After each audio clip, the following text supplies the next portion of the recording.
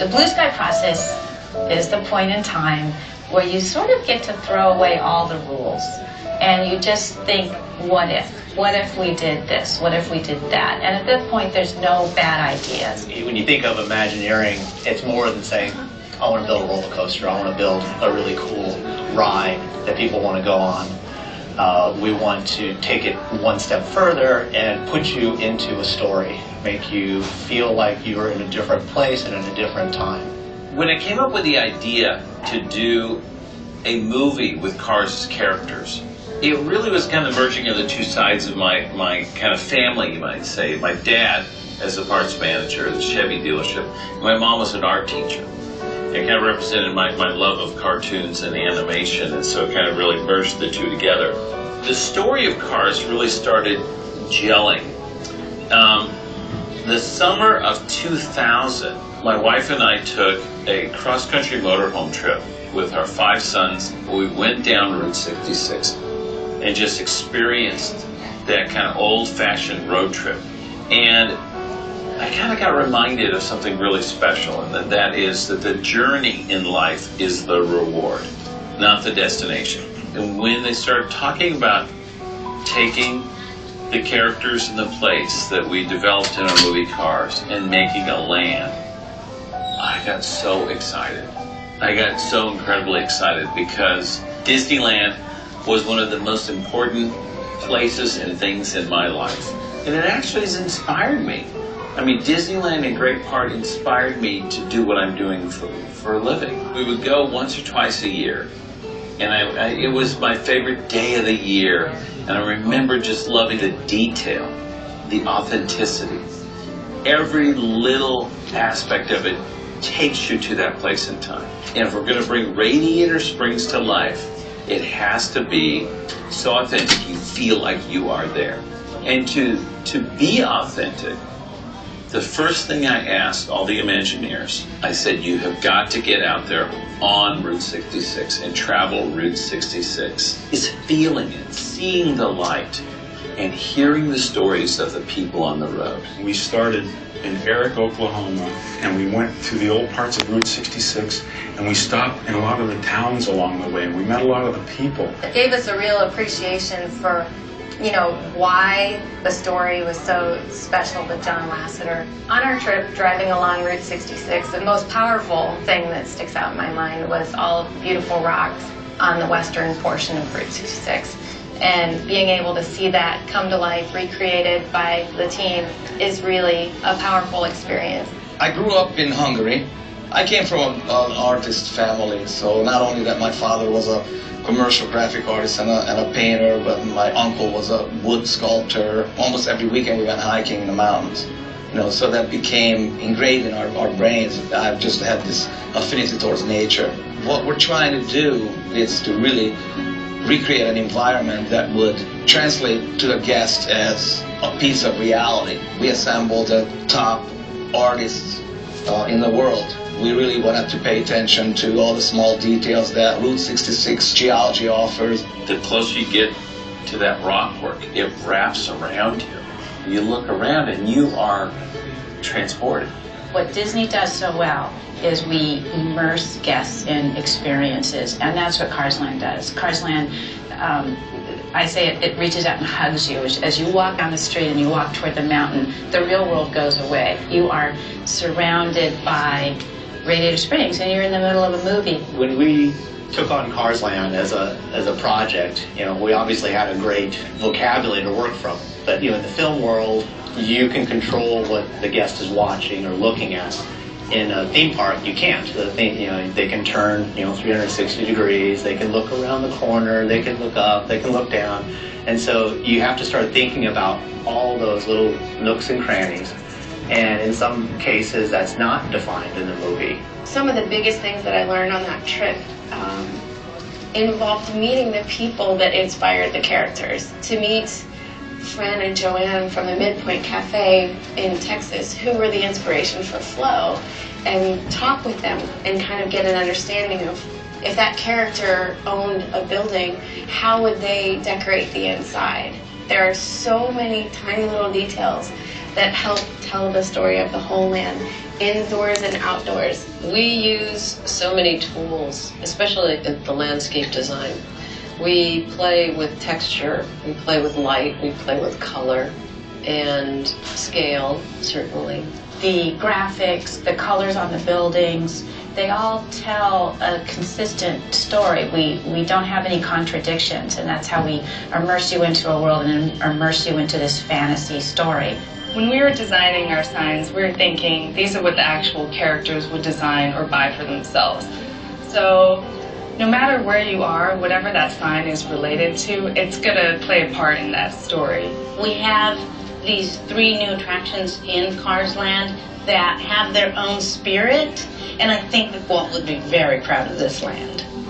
Mater Shankar Jamboree is this musically based attraction where baby tractors are pulling trailers with our guests in them. It's inspired by the old whip rides on the East Coast and the boardwalks, you know, where a castered vehicle would go down to the end of a loop and then just whip around. You're going to be going right and left and around like a good old-fashioned square dance. And in fact, that's what Mater's having. He's hosting a square dance called the Junkyard Jamboree.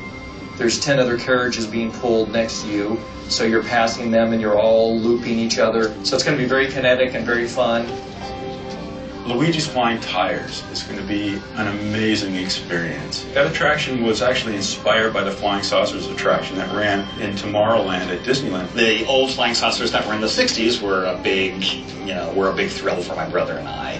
It's come around full circle, and hopefully my family will have those fond memories also. When we started out deciding that we wanted to build a flying ride, quickly we realized that more air is more fun. It's like a mini hovercraft, and the idea that you get to control it yourself, I think, is very fun. You go chasing after one vehicle, or you race somebody from one side of the floor to the other. Radiator Springs Racers is going to be, I think, one of the greatest attractions that Disney has ever designed and built. A great attraction takes you somewhere. It takes you to another place. And that's what Radiator Springs Racers does. You get to go on the road trip that Lightning and Sally got to go on, the little drive that they took through the country, through Ornament Valley, and see the waterfall. You get to meet a lot of your favorite characters from the movie. But this is not about them. This is about you. This is your experience in their world, in that parallel universe of Cars. You go into the ride, riding the character right out of the Cars movie. You're going to hear the cars, you're going to hear people enjoying, screaming and having fun on the ride.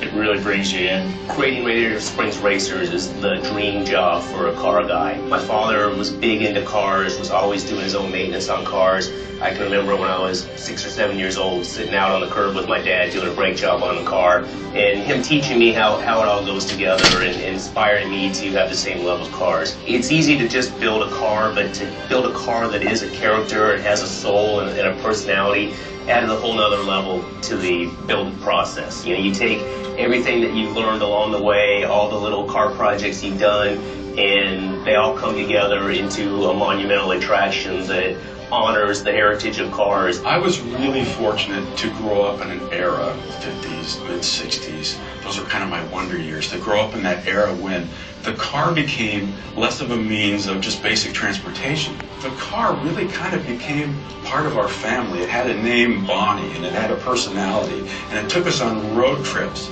In fact, I remember one night when we were on a road trip, everyone was asleep but me and my dad driving, of course. And I remember laying on the floor in the back seat with my legs over the hump of the car in the back, looking out the back window at the stars in the sky at night. And he was kind of singing a Hank Williams tune or something. And I remember seeing those stars. And it was a very vivid memory I have, and especially with like the outcropping of rock coming out in the canyons and valleys of Utah. And just, well, I'll never forget that sight. And a couple of weeks ago, when I first experienced the first ride-through, our test ride-through of Radiator Springs Racers, and I looked up and I saw stars are amazing. And it was then I realized this place is special. My 3-year-old daughter has seen the Cars movie at least 100 times. She loves that film, and she's excited about meeting the characters. When I tell her I have to go to work really early, she doesn't get upset anymore because she understands that in a few months she'll be able to see the characters in real life. I actually truly cannot wait for opening day and show her what I've done for her. When you walk into Radiator Springs, that is the best that Disney can offer you. It's an extension or an expansion of what we've been doing all along. The magic in our parks is we take you to places you can't otherwise go. They are recreations of your favorite worlds, your favorite characters. They're just places where you want to be.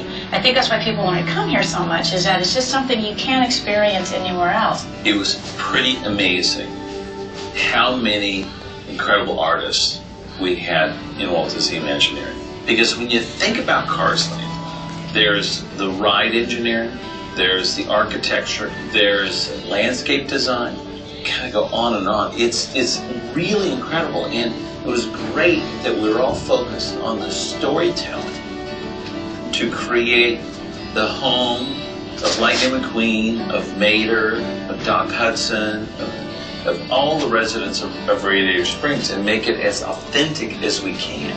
The character of the town, the character of the cars and the whole world, it just is in everything, and I think it's going to be, I can't wait. When we visited with people along Route 66, they were very proud of where they were and what they were doing. And as we walk through our town, you get that sense of we love what we do. When our guests step into this land and they see the spectacle and the panorama of the landscape, I want them to feel like this is the greatest road trip they've ever been on.